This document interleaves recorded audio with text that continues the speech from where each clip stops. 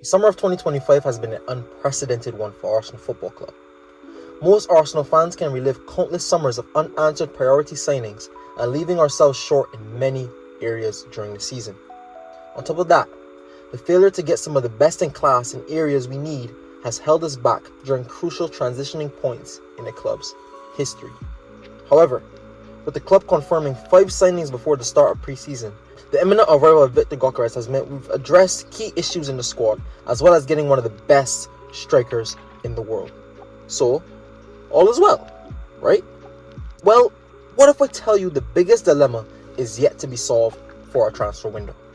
With the injury of Martin Odegaard at the beginning of last season, that saw the Norwegian captain struggle to regain his previous form, as well as Bukayo Saka missing considerable amount of time due to injury, concerns have been raised about the club's over-reliance on their star men, especially from a creative aspect.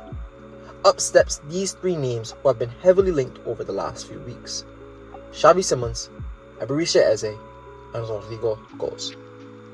Which one of these best suits Arsenal? Which one will help us get the silverware we desire to win the most? And who do you want? All coming up next. So yes, people, welcome back to another episode on Gunners Street. I have all Arsenal content here on this channel, so if you like anything Arsenal related, hit the like button, hit the subscribe button, and help me on the road to 2K subs. I try to post on this channel as often as I possibly can, so hit the like button, hit the subscribe button if you like anything Arsenal related. Without further ado, let's get straight into the video. And so, what do you think about that first half, though, even though it was a tricky start? Yeah, I mean, it was.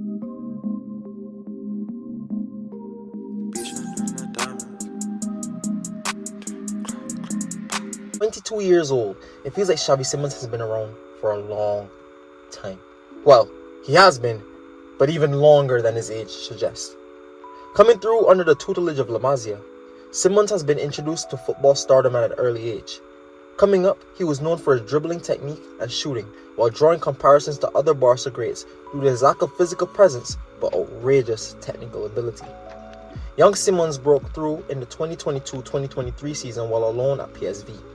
This move allowed Simmons to grow and develop, playing multiple positions across the attack and midfield and developing in the men's game while he wasn't getting minutes at his parent club PSG. 22 goals and 11 assists for a debut season shows the levels we're talking about. Helping PSV to win the Dutch Cup in his first season while bagging a crucial assist in the final against Ajax. The 23-24 season saw Simmons garner another move out on loan, this time to RB Leipzig in the German Bundesliga. He started that season on fire, with 7 goal contributions in his first 4 Bundesliga games. Then, 3 straight UCL games with a goal contribution followed, with an assist against Man City the highlight. Simmons announced himself to the world stage as an emerging talent in the men's game, with 10 goals and 15 assists for Leipzig that season. The summer of 2024, he went on to be one of the key figures in a Dutch side that went all the way to the semi-finals of Euro 2024, losing to England 2-1. A goal and 3 assists in 7 games at Euro 2024 led Leipzig to make the deal permanent for a reported €25 million, according to Transfermarkt. Fast forward to present day, with Simmons off the back of a season that saw him get 19 goal contributions in just 33 games, averaging a goal contribution every 145 minutes, despite missing 15 games last season for club and country due to injury. Still only 22 years old and 2 years left on his current deal, Arsenal are heavily eyeing a move for the young Dutchman. It won't come without his suitors though. Chelsea are again heavily linked and have already made contact with the player's camp. The move from both London clubs' perspective depends on a lot of factors. But from the Arsenal point of view, according to Fabrizio Romano, Gyökeres and outgoings remain a priority for the club. But would you sign a young Xavi Simmons? I think he has the ability. He plays the number 10 role. But I don't know if that's what Arsenal needs, age-wise, profile-wise, at this moment. Good quality player. Do I think he will come into this league and potentially do well? For us, maybe. But let's talk about other suitors before I make my decision. EBERECHI Eze. I could wax lyrical speaking about EBERECHI Eze. Great dribbler, powerful in his movement, speedy, and has shown his ability to finish his chances, and he's Premier League proven. Leading the way as Crystal Palace's star man, it's been difficult for Eze to really grab the attention of world football, just due to the reach of his club. However, not to his own fault. His numbers have gotten better each of the last 3 seasons. 10 goals and 4 assists in 22-23, 11 goals and 6 assists in 23-24, and this season, 14 goals and 11 assists in all competitions, averaging a goal contribution every 132 minutes while leading Palace to their first major piece of silverware in the club's history. Some even are surprised that this attention hasn't been garnered by the Englishman sooner. After his call-up to Euro 2024 with the Three Lions, the Crystal Palace chairman Steve Parish stated that he was astounded by the lack of interest in the dazzling star man. Known for his tight technical dribbling, I see him slotting in perfectly into Arsenal's side as a number 10. He ended the season scoring 5 goals in his last 5 games of the Premier League season with a brace against Tottenham and a spectacular finish against Arsenal. Some of the highlights, but none bigger than scoring in the quarterfinals, semi-final, as well as the winning goal in Palace's FA Cup trophy run. His 60 successful take-ons in the league rank him in the top 10 of all players in the Premier League that season, more than Salah, Luis Diaz, Cole Palmer, and Kaoru Mitoma, all known for their dazzling feat. The release clause of Eze is set to be around £68 million, with Arsenal keen on signing the player. However, the structure of the payments is key to getting any deal done.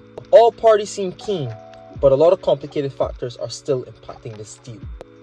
RODRYGO goes. Now this is the signing that will shake the footballing world, in my opinion. Brazilian star winger RODRYGO could be on his way out of Real Madrid this summer after new boss Xabi Alonso has made it clear to the footballing world that RODRYGO might not currently be in his plans.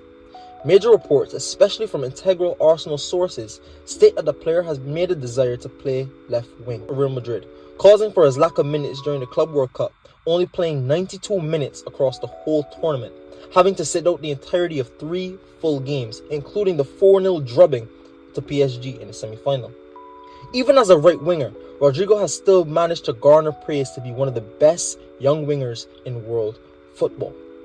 65 goal contributions in 146 games at right wing for Real Madrid, with massive goals in the UCL and La Liga to help Real Madrid win major silverware over the years. However, from the numbers I see, he has the case to play off the left. 39 goal contributions in 78 games across Real Madrid. That's a goal contribution every other game, while providing 6 goals and 6 assists in 12 games at left wing this season. The player seems eager to take his desired role by the scruff of the neck, especially seeing Vinny Jr. tail off at the back end of the 24-25 season. RODRYGO is known for his agility and his magisterial dribbling, able to weave in and out of possession against opposition defenders, carrying significant one-on-one ability, something that we've missed at Arsenal on that left wing. His 5 progressive carries per 90 and 2.16 successful take-ons per 90 rank him in the top 20 percentile of Europe's top 5 leagues, and ranking 3rd at the club for 49 completed dribbles in La Liga, while often playing out of position and even working tirelessly in defense to track his runners, something Mikel Arteta has asked his wingers to do during his tenure. All the avenues of this potential blockbuster signing seem to be there, but will it happen? The player still hasn't made the decision clear on whether he wants to make a move this season, with clubs such as Bayern Munich, PSG, all keen on signing the 24-year-old, as well as Arsenal. With a reported €100 million asking price, will Arsenal look to do this deal? Key ITK sources such as Hand of Arsenal have stated Arsenal will be willing to pay whatever it takes to get the deal done, valuing the player that highly. But if I'm honest, I really can't see it anymore. For me, I think Eze is the move, and you have to pull the trigger on that. Not only does the fee seem reasonable, but with Arsenal and Palace having a good relationship, Eze is the right age, player profile that the club needs and should be targeting. We're desperate to sign a creative midfielder, and Eze is 27 years old, Premier League proven, lives in London, and he's formerly of the Hale End Academy. Not to mention the likes of Saka, Rice, and even recently signed Noni Madueke, all who can allow him to feel welcomed here at the club.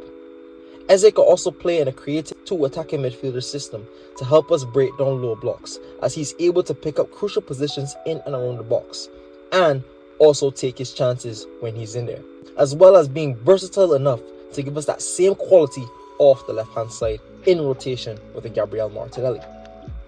I'd personally love to see RODRYGO at the carpet, but for the price and the fact he hasn't committed to the Arsenal has left me a little bit shaken, as if I really think this deal is still on the cards. But Am I writing? That might just be the case of now.